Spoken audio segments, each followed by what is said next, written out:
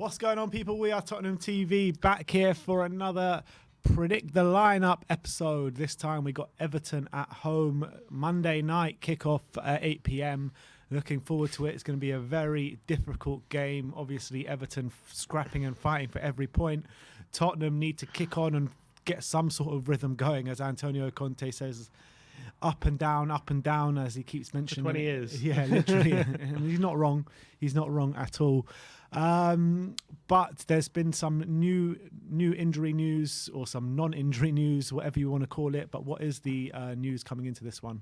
So Rodrigo Bentancur is back.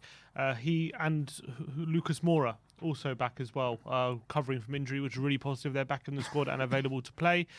Reguilon, he was talking about Reguilon as well. He said that the reason he hasn't been involved as much of late is because he's had struggles recovering from COVID. Right. And so, but he's in a better place this weekend. And but Skip and Tanganga remain out, and he said he's starting to get a bit worried about Skip and his groin injury. Yeah, he seemed to get quite frustrated with the medical department, didn't he? Yeah, he said the medical department is too easy for them, and they should be giving press conferences. That's what he said. He said they can say what they want and do what they want, and they don't need to be accountable to anyone, kind of thing. Feels like he thinks they're keeping Skip from him. Yeah, honestly, like, give me Skip. Stop keeping him. He says they don't speak and they don't explain. It could be one day, a good one day, and then to have a press conference with the medical department. What is going on? I would take that. I would like a medical department presser. That'd be nice. Anyway, so yeah, Skip and Tanganga, the only absentees for the weekend. And let's get into the predicted lineup now. We're going for a 3-4-3 formation as usual. In goal, obviously, is going to be Hugo Lloris. Yeah, and he kept us in the game against Borough before we succumbed to a really bad defeat, but he has to play, and there's no danger of him coming out the side. Right wing back, an interesting one, toss up between Doherty and Emerson, but we're going to keep with Matt Doherty because I think, he's playing fairly well. In the last game against Middlesbrough, he started the game well, and yeah, it wasn't that great moving forward after that. Obviously, he had a really good game against Leeds, but when Emerson came on against Middlesbrough, it was just a disaster class. So I think Doherty has to stay in for this one. Yeah, I think he has to start as well, and he's the one who's at least providing a bit of attacking quality when he does get in positions to hurt the opposition of late anyway.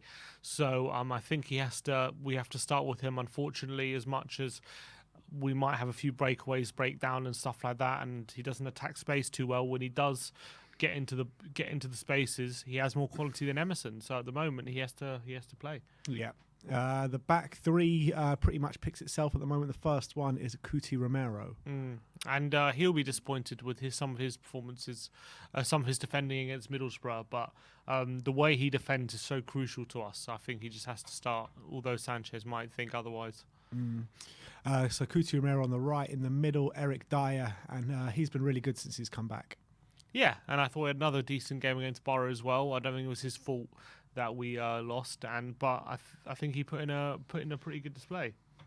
Yep, and to make up that back three, Romero, Dyer, and Ben Davis. Yeah, he has to play the left centre back. I can't see any other option there, unless he fits in Sanchez somehow. For Davis, I can't see how Davis comes out. I just don't want to see Sanchez on that left-hand side. Unless he moves Romero there or something. Yeah, I think just keep it as it is. I think Romero and Dyer are starting to build some sort of relationship. And Davis as well. He's playing well at the moment. It's not like he's putting any bad performances. I think he's playing well. So I think it'll be very unlucky for him if he does come out for this one, but I can't see it. And to make up that back five on the left, we're going to give Reguilon a go this time. Yeah, he was talking about the wing backs, and he was saying how they're all very none of them are nailed on starters. It all depends on who performs well in training as to who gets the shirt. As he's got Sessegnon, Reguilon, Doherty, Emerson fighting for those spots. And he was just talking about how Reguilon might be coming back, but it's going to be very difficult for him to get back in the team because Sessegnon's playing well at the moment. So he's got to make sure he's on top of his game. But having said that, Sessegnon didn't have the best of games on Tuesday. So we're giving Reguilon a run out.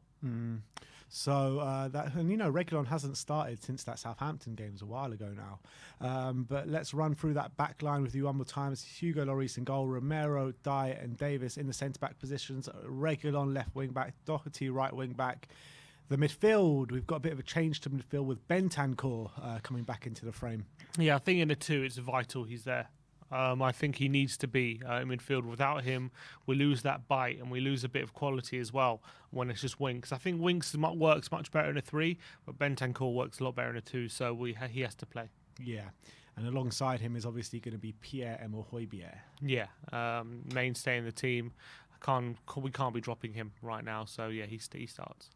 All right, so that's the middle two. Let's look at the attack now, and we're going to go, well, seeing as Lucas Moura is back, but we're still going to persist with Dejan Kulusevski. Yeah, and I think he's playing well at the moment. He's a bright spark on the right-hand side, so I wouldn't drop him right now, how he's playing.